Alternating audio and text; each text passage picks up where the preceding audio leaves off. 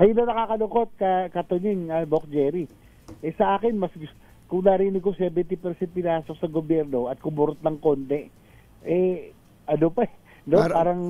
Parang masakit man, pero parang pwede nang tanggapin, ano? Pero yung kabaligtaran, baliktad marami rin ako narinig, Katunying, kayo, halimbawa, 1 billion yung hihingin, ang resibo, 300 lang. Ayun. 200, 300,000, ganun lang po. Wala ba kayong planong magsagawa ng bukod na hearing dyan, Senator JB? At baka may mga lumantad din na mga pwedeng magtestigo at pwedeng maging state witness laban sa ilang mga tiwaling taga-BIR. Ang alam ko, nag-silence si Senator Erwin yes. Okay. Resolution to investigate. Magpa-file din po siguro ako. Kaya lang, duda po ako dahil ako, dati rin ako negosyante. Talagang takot tayo sa BIR